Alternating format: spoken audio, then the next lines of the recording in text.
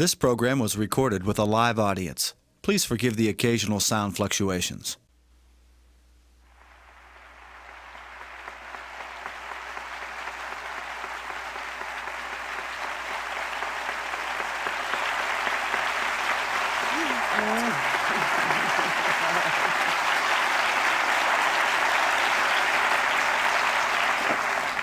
You haven't heard a word yet.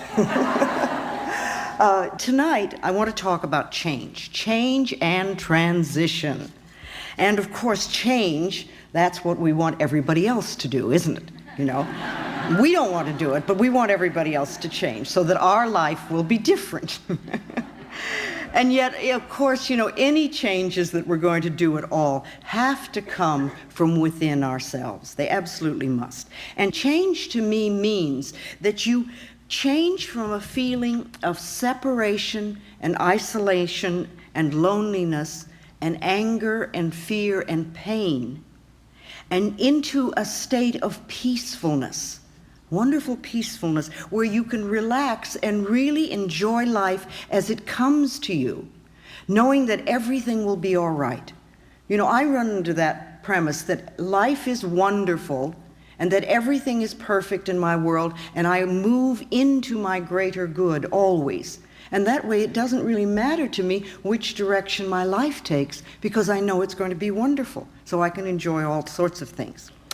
You know, Gerald Jampolsky says that love is letting go of fear, and there is either fear or there's love. And if you're not in a love space, if you're not coming from the loving space of the heart, then you're in fear and all those other things like isolation and separation and things like that, and loneliness and anger. They're all part of the fear syndrome. And that's really what we want to change from. We want to move from fear into love, and to make that as more or less a permanent state for us. You know, even the planet itself these days is very much in this period of change and transition. We see it all around us. We're going from an old order into a new order. And some people say it began with the Aquarian age. And at least the astrologers like to describe it that way. But you know, to me, astrology and numerology and palmistries and all those other various methodologies are just ways of describing life. They explain life in a slightly different way. And people use different language to do this. But the astrologers say that we're moving out of the Piscean age and into the Aquarian age now. And you know, in the Piscean age, we reached outside of us and looked to other people to save us. We looked for other people to do it for us. But in the Aquarian age, which we're entering now, people are beginning to go within and find that they have the power to save themselves. And this is a wonderful, liberating thing for us. Now, some people get very frightened because it seems to be responsibility. But actually, we're discovering our ability to respond to life, not in a victim way, but in a way that gives us power. In a way that gives us power. We're finding that we're getting a connection to what the AA people call the higher power, and what I call our higher self, so that we can contribute to saving ourselves. And it's a wonderful feeling when you don't really have to be dependent on an outside person, but to know that you have within you tremendous abilities to make positive changes in your life. You see, if we're victims, then we feel isolated, we feel in pain and fear, and we're always looking for someone else to do it for us. But now we're taking, as I said, responsibility for our own lives, and we're beginning to understand how we can contribute to the experiences that we have and how we can change those experiences if we don't really care for them. And of course, you know, from the moment you decide to make a change until you get your demonstration, as we call it, or when you get what you want, we have this transitional period. And that's when we're moving between the old order and the new order. It's a time of releasing old beliefs and old habits, and of learning and practicing and then living the things that we're working on. The new beliefs or the new feelings or the new methods or the new behaviors. And while you're getting those in place so that they are a natural part of your life, you're going to have a lot of vacillating in that period between the old and the new. And you go back and forth between what was and what you would like to be or what you would like to have. And if you decide that you're going to release an old belief and that you're going to create a new one, during that transitional period, you're going to go back and forth. And this is a time when we often get very angry at ourselves because it's like, well, I know all about the new, why aren't I doing it? I must not be good enough, or I must be a bad person. But that's silly, because anything that we're learning takes time. And you go back and forth until you're really strong in the new belief, until you've gone to the complete shift. You know, you may begin to do an affirmation for something, and you're doing well, and then something happens, and you say, oh, I can't do that, and you go back to your old worry habit again. Well, that's just a period of vacillating. It doesn't mean that you haven't learned anything, and it doesn't mean that you're back where you started. It's just part of that back and forth thing. You're not settled in your new habit yet. And that takes a little time and a little practice and a little patience. And you want to be patient with yourself. Be patient with yourself. You know, you want to build yourself up instead of beating yourself up. There's a tremendously different image if you just think of it. Do your thoughts build you up, or do they beat you up? When you beat yourself up, you know, that's not being very loving to yourself. Sometimes we don't need to make outward changes so much as to go within and just sort of take what we already do and alter it just a little bit. Somebody was saying to me tonight that they were thinking about a new apartment and they were worrying that there wouldn't be enough money. And I said, well, why don't you start affirming there will be lots of money? And you know, it's just like a tiny little thing, and you almost change 2 words. But it's a small way of changing the way you look at a particular situation. Somebody was asking me, saying that they were in a lot of pain. And, you know, they kept using the word pain so much. And they said, is there another word that I could use? And I thought of the time that I smashed my finger with a window. And I realized that if I really gave into it, I was going to go through a very difficult period. So the minute it happened, I started to do some mental work right away. But then I remembered I was referring to my finger as having a lot of sensation. And it did. It had a lot of sensation. And you know, by insisting upon viewing it in that particular way, to me, I think helped it heal much quicker and helped me handle what could have been an incredibly painful thing. Because I knew that if I could alter my mind, it would be better.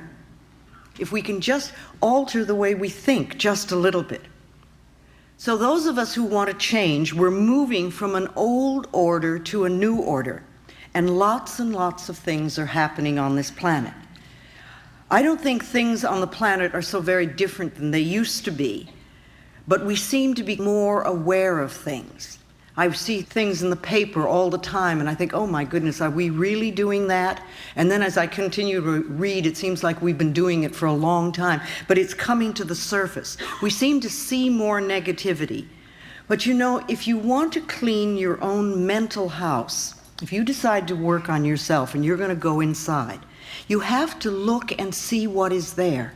You have to look and see what your beliefs are so you know what to change. You can't clean out the negativity if you don't see it. If you're going to clean your own house, it's the same thing. You have to look around and see where the dirt is. You have to pick things up and dust them and look around and polish them or throw them out or replace them. But you have to see what's there. And if we're going to make a big transitional phase on this planet and really help to heal this planet, we're going to have to look and see what's occurring here. We're going to have to see what's happening and to uncover the negativity.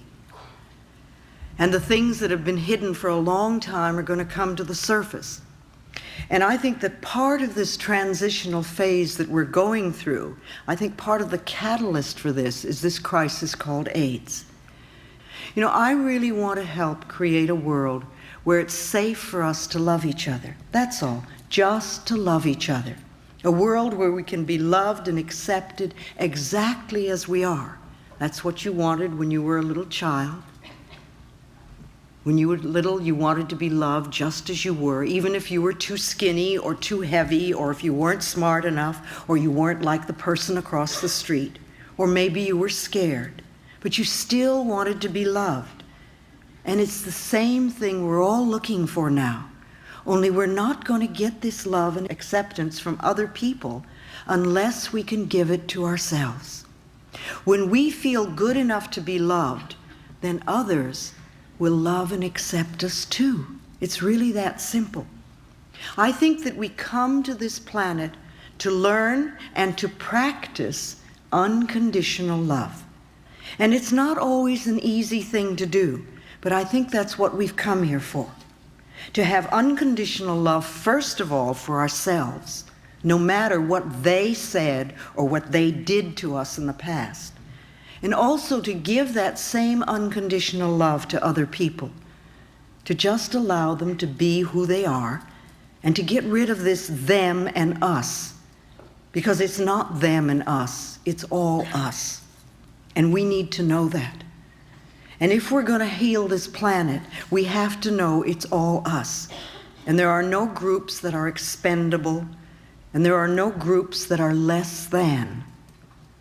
There may be many people who are in so much pain that they're being harmful to other people. But you know, if we can understand that acts of violence come from a person who was a traumatized child. Now, this is not to condone people who do violent things, but to understand that if we want to change them, if you want people to become loving and peaceful, then you have to teach them to come from a loving space of the heart. And you're not going to teach them that if you don't know how to do it yourself. You don't create wars and kill people. You don't beat people. You don't throw people into prisons or torture them or do things like that. You teach them to forgive and to love themselves so they'll never do those violent things again. Because you realize that people who love themselves cannot hurt themselves and they cannot hurt another person. And to me, that's the answer to world peace and harmony and all sorts of wonderful things. So to help as many people as possible learn to love who they are, it's very simple. That's my work in this world, is to help people love themselves. To love ourselves so that we can get to this new order of what I see as unconditional love and peace and plenty for everyone. And I know that it's possible if we can just get the nonsense out of the way. I believe that when we leave the planet, the only thing we take with us is our capacity to love. We take our capacity to love with us, and that's all. We don't take our relationships, we don't take our automobiles or our bank accounts or our jobs. We take our capacity to love. And we have many, many opportunities to open our hearts on a much deeper level than we have. To me, love is the answer. I really believe that love is the answer. It's powerful, it helps us, it helps other people. How do you give love to the world? What are you doing to create your own inner harmony? What do you do on a daily basis to make yourself feel good inside? Or do you just sit and bitch about what you don't have? Well, it's one way of handling it, but it doesn't change the situation. You know, you're not going to do it by being mad at yourself or being mad at other people. And you're not going to do it by blaming people. And you're not going to do it by being a victim. So what is it you do? How do you express unconditional love in your life? Even a little bit. Is there a small area of your life where you're willing to give unconditional love? How are you experiencing peace within you and around you?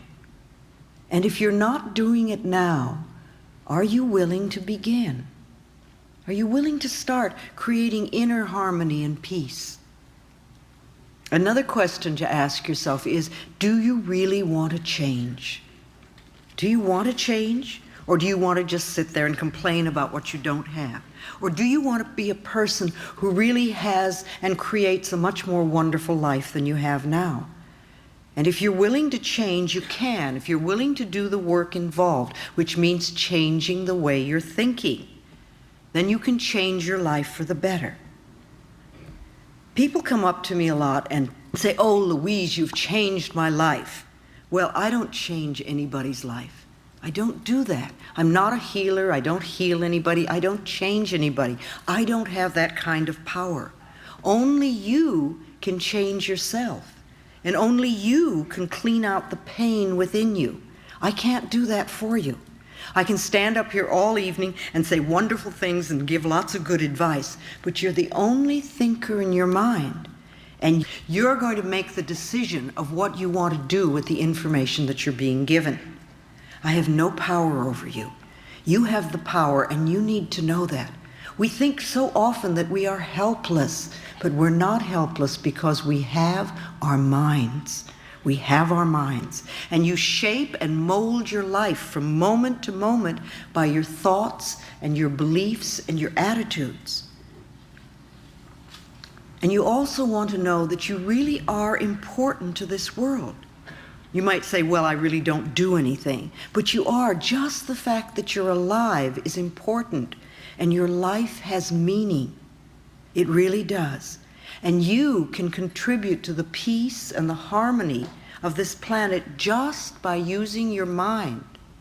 Now, some people get involved politically, and some people march, and some people do Peace Corps, and some people help feed the homeless and do all sorts of things, and that's fine. But you can also contribute to the peace and harmony of the planet just as much by how you use your mind. And remember, every time you think, every time you're thinking, you're connecting with like-minded people. Think of that for a minute. I heard a quote not long ago that I really like. Robert Schuller, who's with the UN, said that the human species needs to know that we deserve to have peace. We have to accept it mentally. See, a lot of people believe that war is inevitable and that war is forever and that we're always going to have war.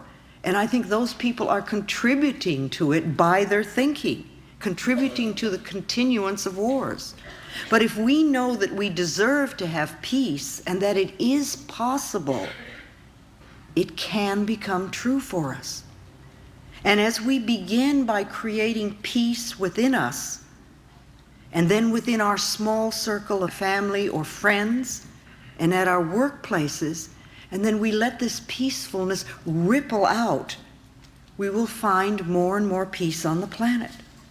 So remember that practicing inner peace will help us to connect with like-minded, peaceful people all over the world.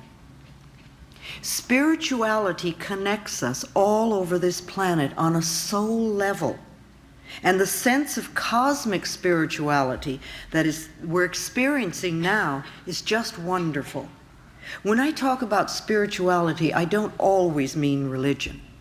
You know, religions have a tendency to separate us. And religions often tell us who to love and how to love them and who's lovable and who isn't. To me, we're all lovable. I really believe that we are all worthy of love. For love, to me, is the only thing that's going to bring about lasting, positive changes to our planet. Our spirituality is a direct connection with the ultimate higher source, and we don't need a middleman for that. Begin to see our spirituality connecting us all over the planet on a very deep soul level. So what sort of like-minded people do you want to connect with? Every time you get into judgment and criticism, you're connecting with like-minded people out there who are judgmental and critical. And this will come back to you. Remember, what we give out always comes back. And every time you meditate, you're connecting with like-minded people out there who are meditating. And meditating to me really means just closing your eyes and going within and being quiet long enough to hear your own inner wisdom. You really have the answers within you. You have all the answers within you. And you need to quiet down long enough to hear them. And that, to me, is the purpose of meditation. It's a connection with yourself, with your higher self. So every time you do that, you're also connecting with other people who are also doing that. And every time you do a visualization for healing your body or for healing the planet, you're also connecting with like-minded people who are doing the same thing. And several times during the day, you might stop and ask yourself, what sort of people am I connecting with now? Just sort of catch your thoughts where you are. And are you sort of going, oh, grumble, grumble, grumble, it's all your fault? Or are you thinking thoughts to create inner harmony and inner peace? Because if you create inner harmony, you're going to have outer harmony too. Remember, if we want to heal the world, we really have to start with healing ourselves. Because the center of your world is where you are. You are the center of your world, and so are you, and so are you. Each one of us, we are all the center of our own world. So the world goes out from us like ripples in a pond. And when we create harmony inside, when we're peaceful within, then that goes out into the world. That harmony and that peacefulness radiates out, touching people and places and things. You know how it is, somebody can walk into a room and they don't have to say a word, and you can be attracted to them or you can be repelled by them. We react to what they're giving out. Somehow we feel those vibrations. We pick up what people have going on inside of them. So let's make sure that we are radiating harmony and love. I believe that in order to change the planet and to change other people in our lives, we need to first change ourselves. We need to love ourselves. We need to be willing to contribute to our own inner peace and inner harmony. And we also need to be honest with ourselves. You know, we're so good at hiding from ourselves. But if we're going to make changes, we need to have self-honesty. And that doesn't mean putting ourselves down, but it does mean being willing to see what is within us that needs changing. It's very self-destructive when we lie to ourselves. It's not loving ourselves, and it's not being nourishing at all. We need to be honest with ourselves, and we also need to be honest with other people. And we need to learn how to say no in a loving way. And not always yes, and then do things that we don't want to do and then resent it because we weren't honest enough to say no. And I don't think it's so easy to be honest with other people until we can become more honest with ourselves. And the main value of being honest is that whatever we give out in life, we always get back. And this works on all levels. If we belittle or judge others, then we too are going to be judged. If we're always angry and blaming others, then we encounter anger wherever we go.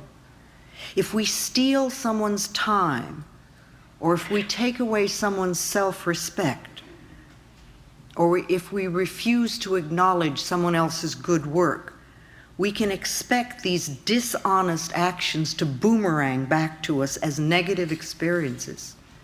On the other hand, every time we treat ourselves with respect, every time we nourish and support ourselves and others, this also comes back to us as positive experiences. No matter how we may try to justify it, dishonest actions never work. They never work. And the more you get on the spiritual pathway, the quicker it comes back to you. When we take something that doesn't belong to us, whether it's a paper clip at the office to major shoplifting or robbery, we are in effect telling the universe that we don't feel worthy of earning our own, and that we're not good enough, that we believe that there isn't enough to go around, that we want to be stolen from. Or we may believe that we must be sneaky and grab to get our good. You know, if we believe that it's a dog-eat-dog world, then we're going to get eaten, because that's the way it works. These beliefs prevent us from experiencing abundance because they put walls up around us, and you don't get to experience the joy and the peace and love in your life. If we take from life, life will take from us. It's that simple.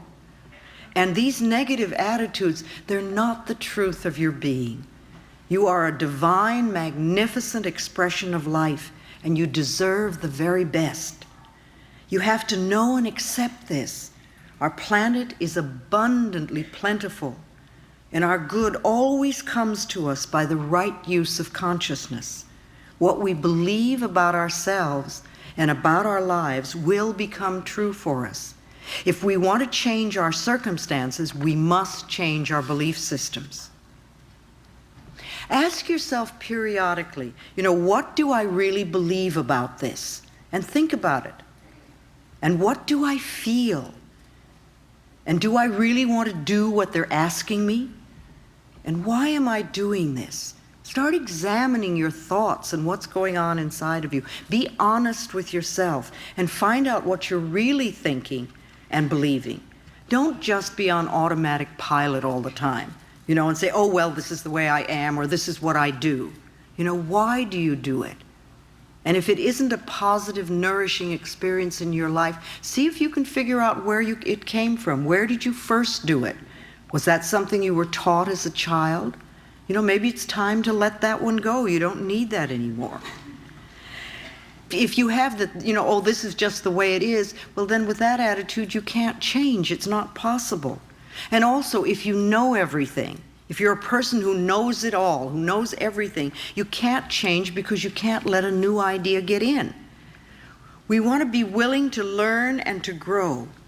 And what we're always working for is more understanding and awareness and knowledge so that we can do and experience things differently. That's all. You don't want to berate yourself for what you used to do, or where you are, or what you don't know or you don't have. Just learn more. Study, go to classes, read books, listen to tapes, talk to other people. There's so much stuff that we can learn now. It's just wonderful. Learn about yourself. Learn about your beliefs. Learn about the way your particular mind works. And is it working in a way that really enhances your life? Explore a lot of new avenues so that you can begin to understand more. Allow new ideas in and expand your consciousness. We hear so much these days about addictions, and we think there are many, many kinds of addictions besides just the chemical ones. When we say addiction, we immediately think, oh, the chemical thing. But there's also pattern addictions, and every one of us has some sort of addiction, because they're really patterns that we adopt to keep ourselves from being in present time. We don't want to deal with what's in front of us, so we have some way of getting away. We don't allow ourselves to be where we are and to know what's really going on in our own lives. So we each have an addiction.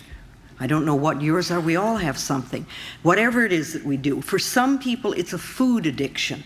For some people, it's a chemical addiction.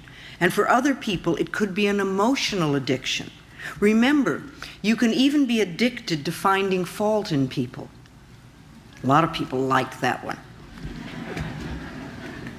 You can be addicted to fear.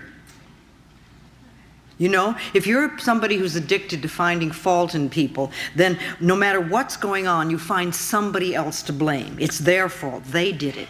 Or maybe you're addicted to running up bills. There are so many people that are so addicted to debt. And they do everything they can to be over their heads in debt constantly. And it doesn't seem to have a lot to do with whether they have any money or not, the amount of money. And so being in debt, if you think of it, is an addiction. It's a pattern addiction that we do. You can be addicted to rejection, to having people reject you.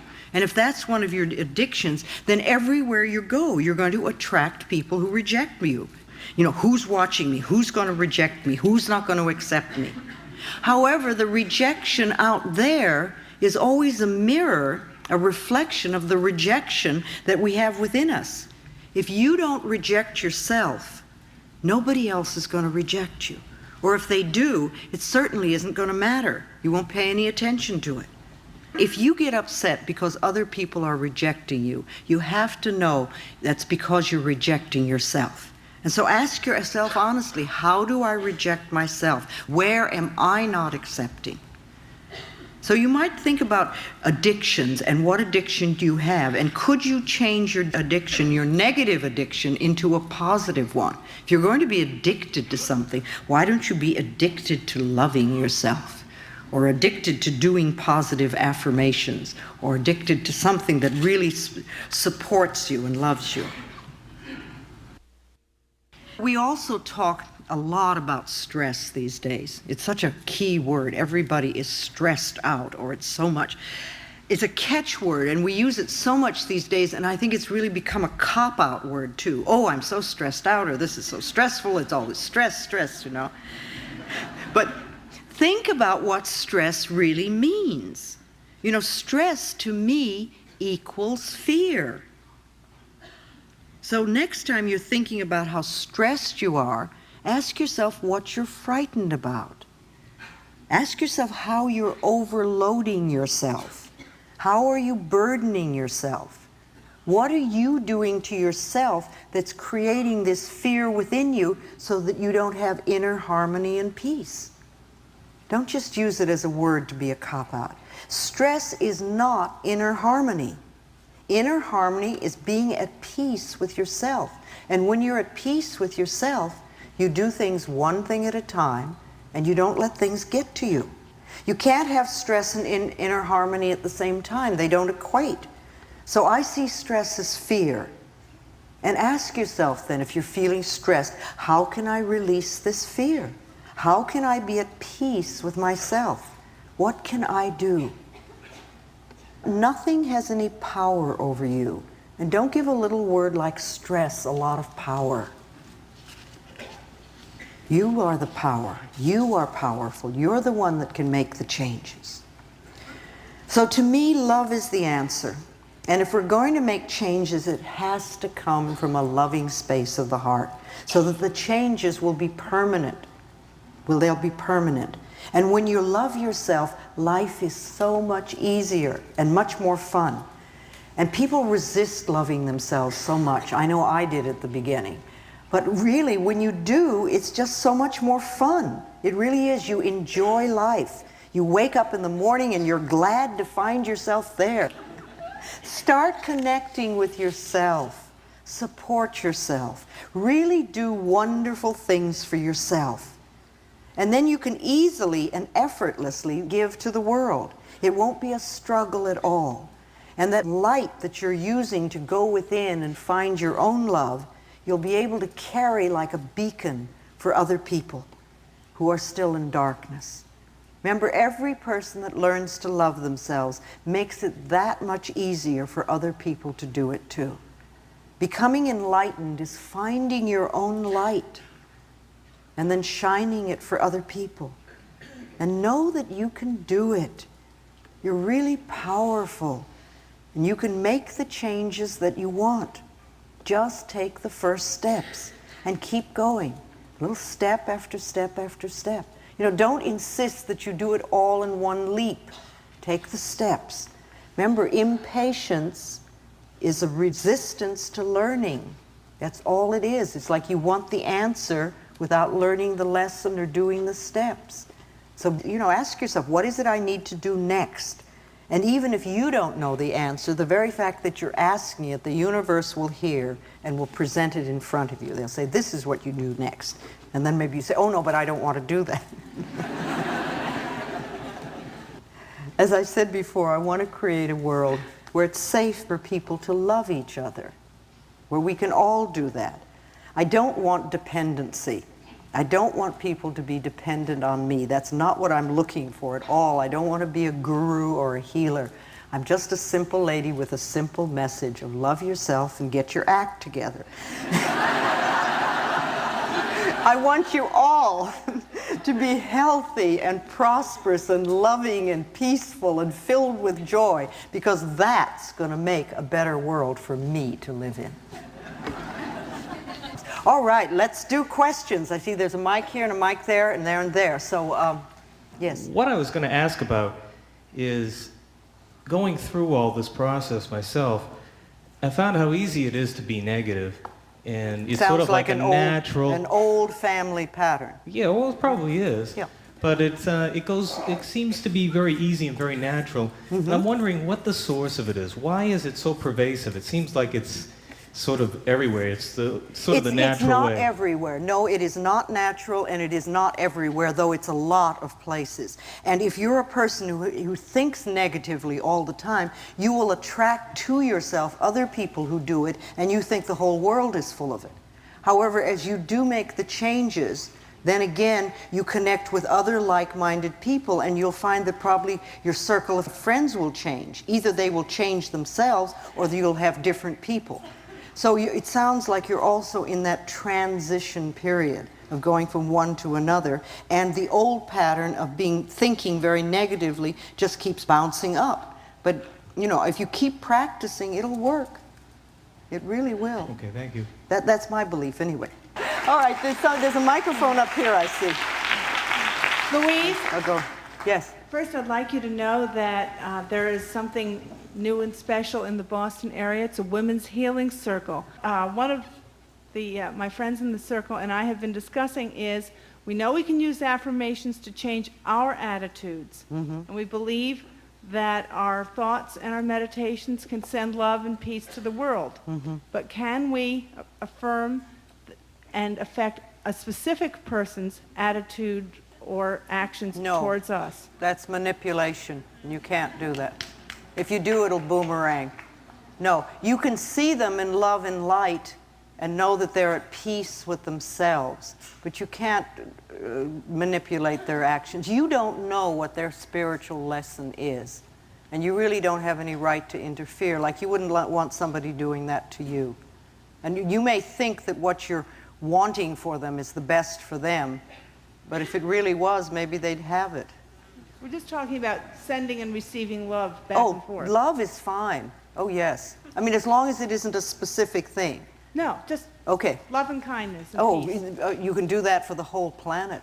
And peace. Oh, that's a wonderful thing to do. That's what I'm talking about, sending out thoughts and connected with other like-minded people. And that they return it to us. Whether they do or not. All right. Thank you. All right. Okay.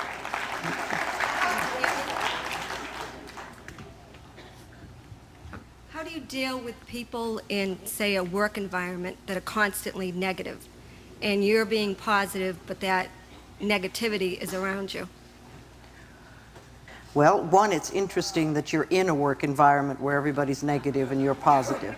You know, I'm wondering why that is. Why don't you start knowing for yourself that you always work in an area that is peaceful and joyful, where people really appreciate you and appreciate life. And don't say that so-and-so has to be that way, but start knowing for yourself that this is where you work. These are the kind of people that you are surrounded with. Because by doing that, you can either help them change some of their stuff because they'll be responding differently, or you may find yourself in another place where people are like that. You know? And when you think of them, don't think about how negative they are. You know, everybody has every quality in them. And respond to the joyfulness or the peacefulness or the respect or whatever that's in them. And start knowing that they have those qualities and they can come to the surface. Even though they're constantly saying negative things? Well, I wouldn't pay attention to that, because we want to get your consciousness to change. But if your own consciousness changes, there are enough people around that are negative. How do you get... When your consciousness really changes, they won't do it, or you won't be there. So they're still reflecting something within you. What do I need to work on myself? What is the main thing that you complain about them? But if they're also negative to other people, not to me per se, but negative, always negative to other people. Okay. Why In are the you there? particular Why are you organization. there? I like it there. Oh, you like it there?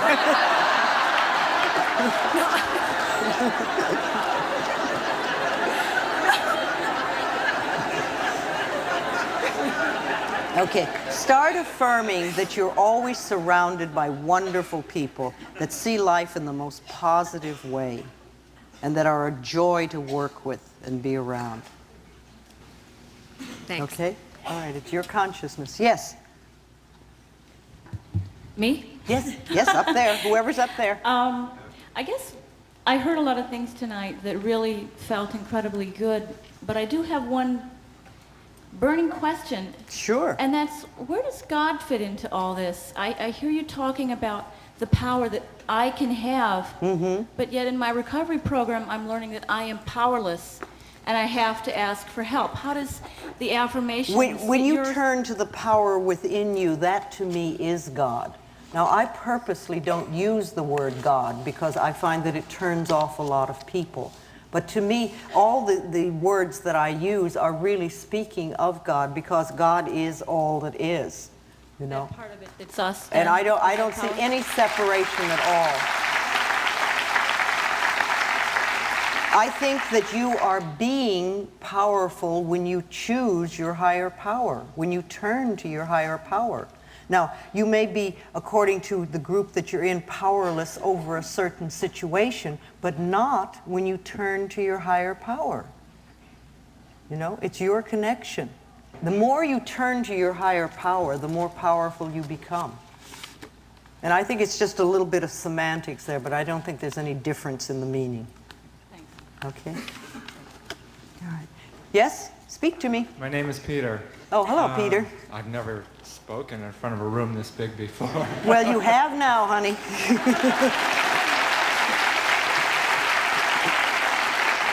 You are doing it. I guess my question is really simple, and it's how. I live in a big city by myself. I don't have that many close friends. And living alone,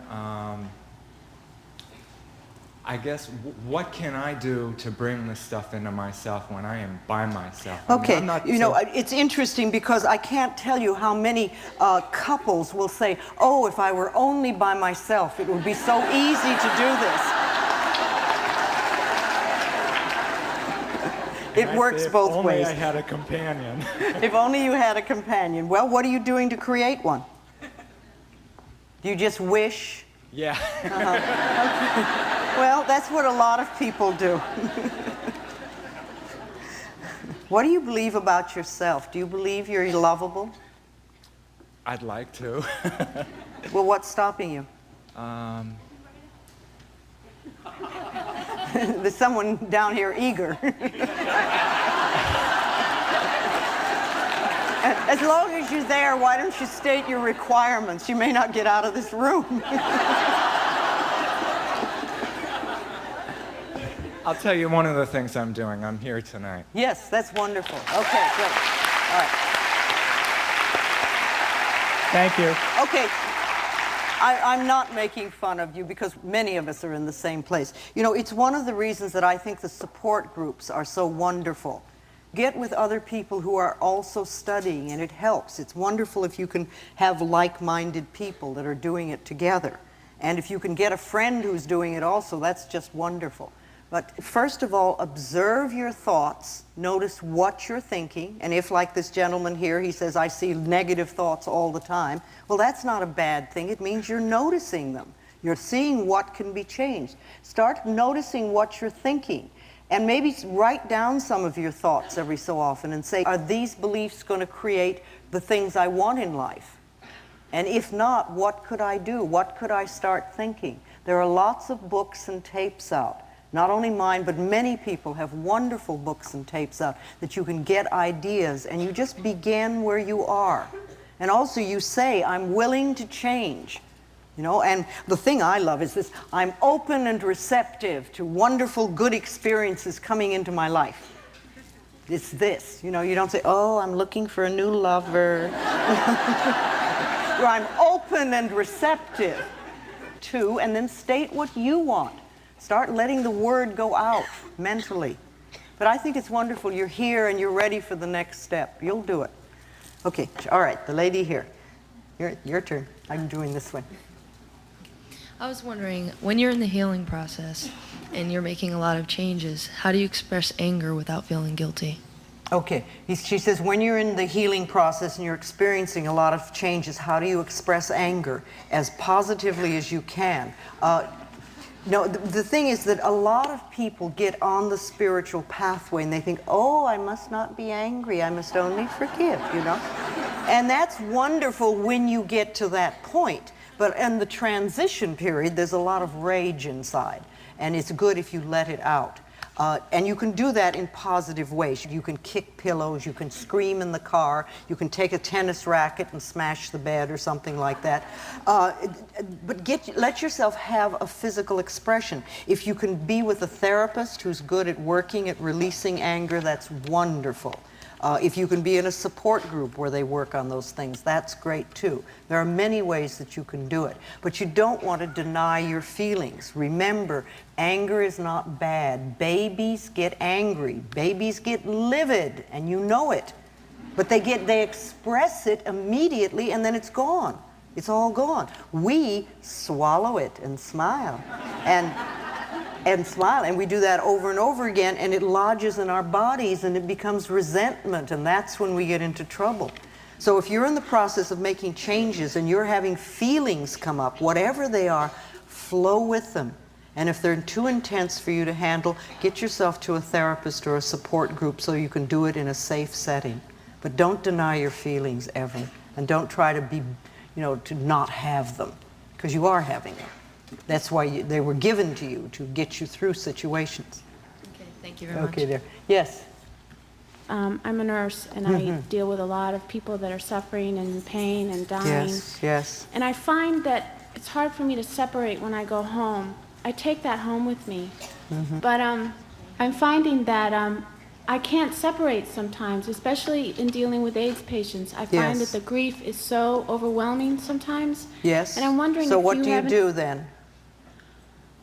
What do you do when it's so overwhelming? Well, I don't know yet. I'm working Do you on let it. yourself have hysterics? No. Well, I think you'd better. You can't hold that stuff. The AIDS is bringing up so many issues for people that they don't know how to deal with. And when we see a lot of suffering, it really hurts. And you can't just pretend it doesn't exist. You have to give your feelings an outlet.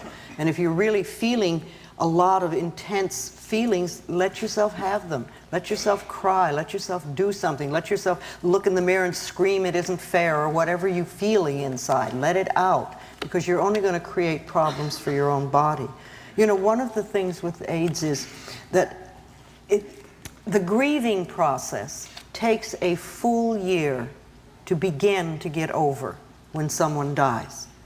You have to go through all the seasons, and after that you begin to let go. But what happens if somebody's dying every 6 months, or every 3 months, or every month, or every week? How do you handle the grieving process? Because you don't really get to get into it, and you never get out of it. And many people are dealing with these issues, and it's almost like being a war. People just don't know how to handle it. And those people that are working with AIDS are dealing, I keep thinking of it, it's like sailing on uncharted waters with no map and doing the best you can. And there's a lot of intense feelings that are there. And you have to take care of yourself the best you can. And I know it's not easy. Yes? I've been recovering from an illness for about a year in surgery, and using your positive affirmations, and really have had a very, very positive year. Good. But medically, you have to have lab work done about every 3 months, and it keeps coming back saying, contrary to what I am saying, my positive affirmations, and I really get confused with what to do with that. Well, are you working with your doctor? Yes. Yes. All right. And But I'm working, he's doing the medical stuff. Yes, and you're doing the other stuff. I'm doing the healing stuff. All right, well, is he doing something positive for you too? He's a real positive person, and he's very positive about feeling that I'm going to have full recovery. The lab work just isn't cooperating. Well, don't give too much importance to lab work. You know, a lot of people are doing that, especially people with T cells. They go up and down, and the numbers decide whether you're going to be happy or not. You know, how do you feel? I've had an excellent year. All right, you've had an excellent year. Yes. All right, and you're working well with your doctor, and you're working on yourself, and that's their game. You know, let them, I wouldn't even look at them. You know, let your doctor have that. He needs that information. Let him have that. And you just keep knowing for yourself. You do everything you can for your own health and to improve the quality of your life. And don't let those numbers tell you that you're sick if you're feeling well. Go on what you're feeling. Thank you. Okay, dear? Yes. Yeah, I have a body question. Sure. I need your advice, or what techniques can you tell me about that would help me to accept part of my body that I cannot change. It's a birth defect. It's specifically, it's my two legs are different sizes, and one leg is considerably, well, I feel that it's considerably larger, and than the other one, and I have a difficult time accepting this. It's not an everyday disease or whatever, so there are no affirmations. I don't know what affirmation I could say to myself or what techniques I could do. I appreciate the miracle of my body. Okay. According to Vogue magazine, let's say, it may not be, you know, the perfect thing, but that is really nonsense. You know, no baby has ever measured its hips to find its self-worth.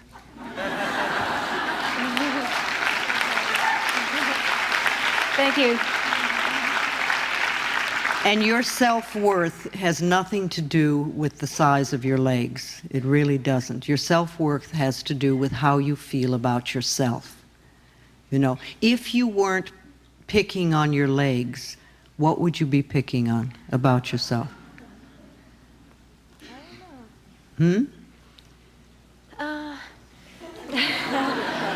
Well, I'm too busy picking on my leg. I can't think of something. Well, you know, it's sort of a limited way of thinking, and it's a waste of time because you really have a lot to do in this world. Okay. You know, I don't know why this particular condition is part of you. It is, and that's just what it is. And you can make a big deal out of it, or you can get on with your life and just enjoy and love who you are. And, you know, that to me, remember, your self-worth has nothing to do with that. And it has nothing to do with your lovability. You are lovable. Thank you very much. All right, sweetheart. Yes. You've said, among other people, that we choose our parents. You also said there are some people who have AIDS whose parents reject them. Did they choose those parents? Oh, I think so. Not only do I think that they chose the parents, but I think the parents chose them. I think it works both ways. You know, it's part of the lessons that we've come here to learn. And sometimes we need to have a lesson of opening a heart that is very closed, you know, and we give ourselves like a little obstacle or something. But I think everything is in perfect order. I think the parents that you have are absolutely perfect for you. That's why you're here. You know, if you had really made a mistake by choosing those parents, you would have gotten out very, very early. But if you're here now, they were the perfect ones, and the stuff you need to work out with them is the stuff you need to work out with them. That's part of what it is this time around. Yes? I may need to have some work to do with this. Yes. No, you don't have to believe everything I say. And if you're sort of new to these ideas, it really pushes a button when you say, you know, you chose your parents. I mean, I know the first time I heard that, I went, well, you've got to be kidding. You know?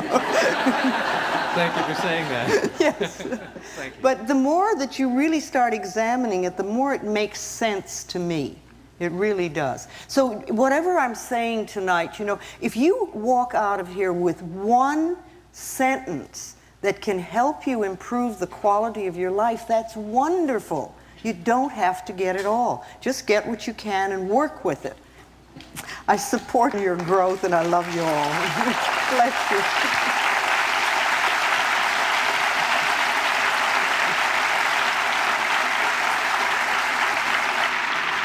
What we'd like to do now is a nice meditation. Let's turn the lights down if we could. If you'd like, close your eyes.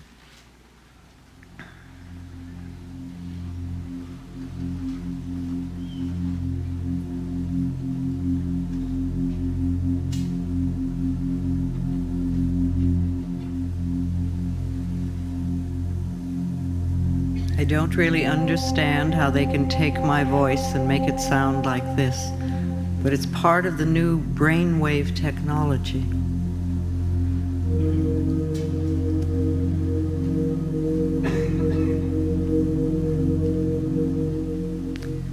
All right, we've talked of many things tonight. We've stirred the pot, we've pushed a lot of buttons, and a lot of awakenings for many people. And this is wonderful. Each one of us here tonight, myself included, has learned something that will help us improve the quality of our lives.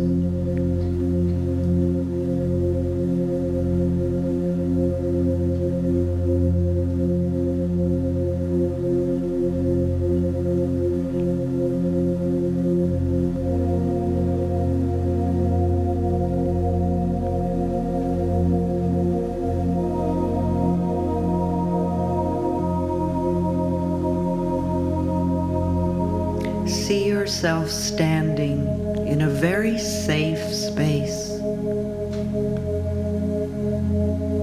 releasing burdens and pains and fears.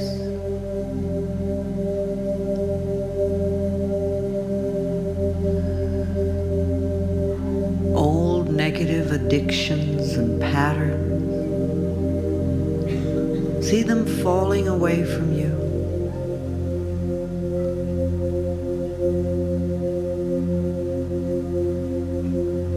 And then see yourself standing there with your arms wide open, saying, I am open and receptive to.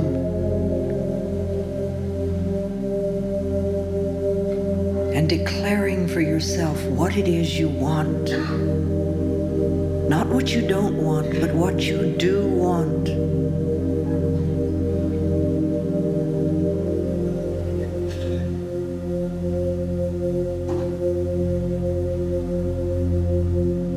And know that it is possible.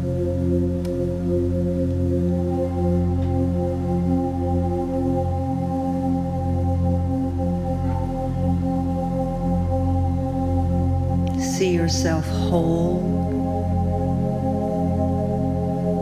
and healthy,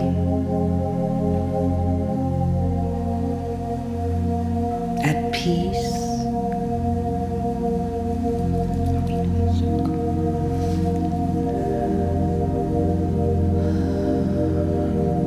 see yourself filled with love.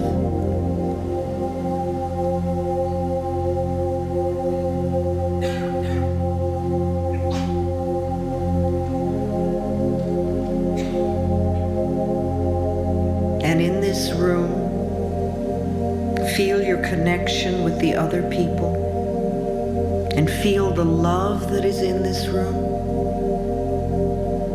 and know that you're part of it. And the love in this room can move from heart to heart.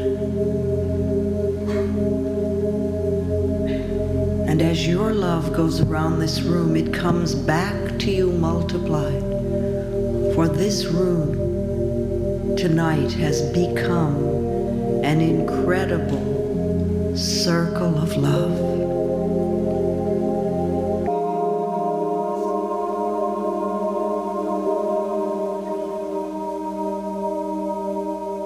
See yourself in the center of the circle, surrounded by love, safe, at peace, and in harmony with all of life.